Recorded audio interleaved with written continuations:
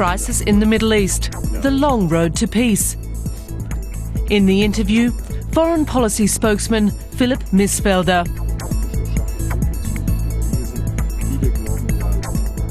Mr. Mißfelder, the truce between Hamas and Israel is holding. Are you relieved? I am relieved, but I'm watching developments with a great deal of concern. The question is, can this ceasefire hold?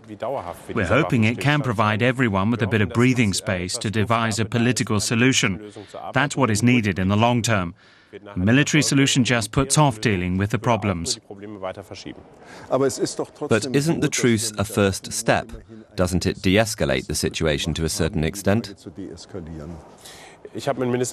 I have spoken to Minister Westerwelle about this matter at length, and I'm also delighted that Germany played a role as mediator. The situation is very complicated. We've won time to work on a political approach, but in the past, Egypt played the role of a strong and constructive sounding board for Israel. Today, in Egypt and in its government, a lot of people speak out in favor of Hamas, and that makes the situation more difficult and complex.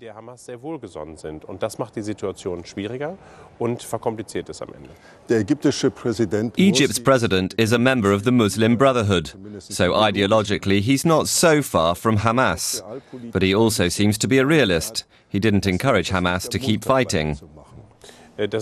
You're right. Egypt has played a very constructive role, but it has been giving off different signals. For example, the Egyptian Prime Minister travelled to the Gaza Strip. That's something that Hosni Mubarak would never have done. That doesn't mean I'm nostalgic for the days of Mubarak, but the situation has become more difficult and complex, and Arab governments are under a great deal of pressure from their citizens over their handling of Israel, both in Jordan and elsewhere. But a truce isn't an armistice, and even an armistice doesn't mean peace. If you examine the Israel-Palestine conflict closely, don't you conclude that you have to talk to Hamas, even though Hamas wants to destroy Israel? Negotiating directly with Hamas would still be a big step. You have to make distinctions. It's been said that Israel has already held direct talks in an indirect way, like when Israel negotiated with Hamas via German intermediaries.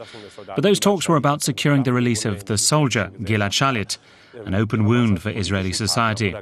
I don't see Hamas as a political partner or a stabilizing factor. Hamas is the aggressor. Hamas carries responsibility for what has happened in recent days. And although there are more radical groups in the Gaza Strip, that doesn't make Hamas moderate. Do you think Israel's preemptive strikes were justified? Israel has a right to defend itself. The Chancellor has made that clear. There's no disagreement between us and the Americans, quite the opposite, in fact. We're convinced we must stand by Israel when it's exercising its right to defend itself. Does Germany's clear stance in favor of Israel weaken its role as a mediator? Germany is an exceptional case. Israel's expectations of us are enormous. Many Israeli politicians have come to see us as their best friend, since their relationship with the US has waned a little. Nevertheless, the fact is that Israel may have military expectations of us which we cannot meet. The German people don't want that either. We don't have the capacity to do that. We should ensure we have good relationships throughout the Arab world, and we should make use of them. Minister Westerwelle has been doing this successfully in the last few days.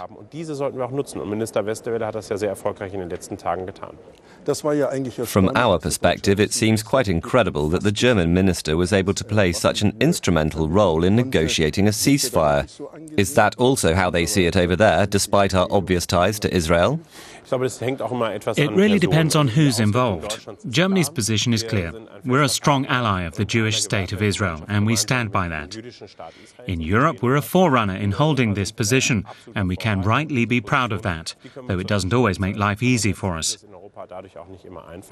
But when you look at how much work Guido Westerwelle has put into stabilizing German-Egyptian relations, particularly in this area of great change, I have to say for us it's a great advantage. Are you not concerned that this Arab Spring, which began with so much hope, has since turned into an Islamic storm from which we cannot escape? Have those dreaming of democracy in the Arab world been disappointed? It has pluses and minuses. It hasn't got easier, and although we have more people to talk to, we can no longer approach one person in a country and rely on them to make decisions based on a thorough knowledge of both domestic and foreign affairs. But if we use this opportunity to help countries, we can also offer them friendship and partnership, both with training programs and democracy education. That will give us all the chance to find more permanent solutions than reliance on a dictatorship would allow for. The conflict in the Middle East has been going on for 60 years. We've known for decades that a two-state solution is on the cards. Now we suddenly have two Palestinian representatives, Fatah on the West Bank and Hamas in the Gaza Strip. Does that further complicate matters?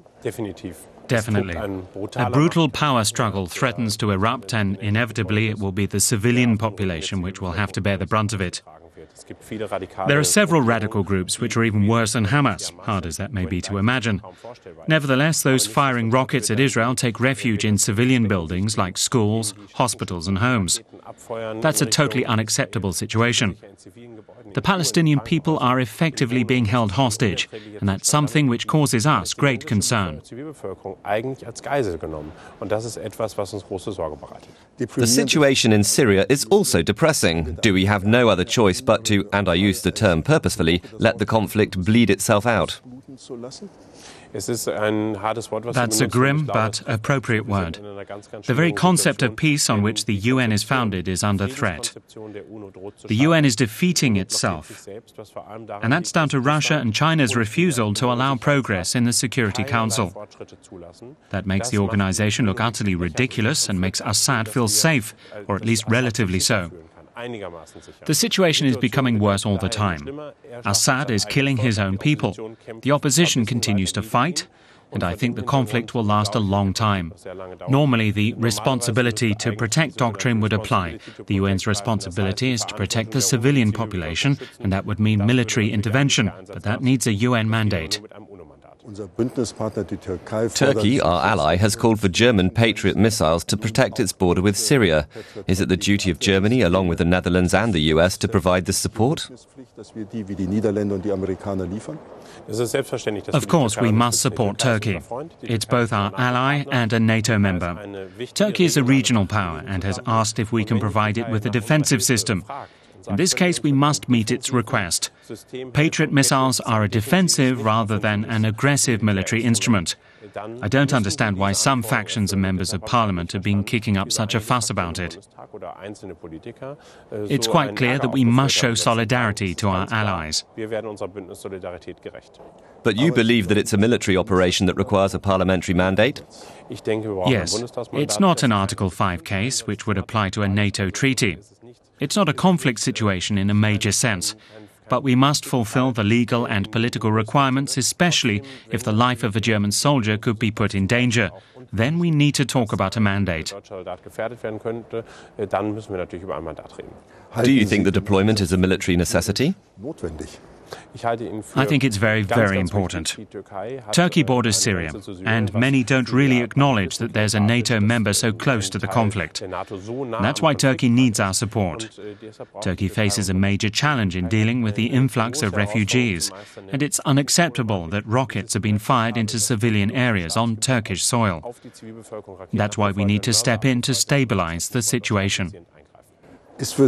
Is Germany's provision of Patriot missiles of particular significance, a political overture, considering Erdogan appears to be distancing himself from the Western world lately? I'm being cautious. I have the impression from talking to representatives that Turkey's NATO membership makes its people feel secure, and that's a good sign. You're right that Turkey considers itself a powerful force in the region, especially in regard to Israel. It's important, of course, in this context, that the common values of NATO members prevail, and that we can say that when it comes to it, we all stick together. And this spirit of dependability could also improve the bilateral relationship between Germany and Turkey. and could, of course, bring Turkey and Europe closer together. For you, it's our national duty, which is politically justified and makes military sense. But how do you feel, as a German, when a Turkish Prime Minister brands our closest ally in the region a terrorist state? Does that make it difficult to work with Erdogan?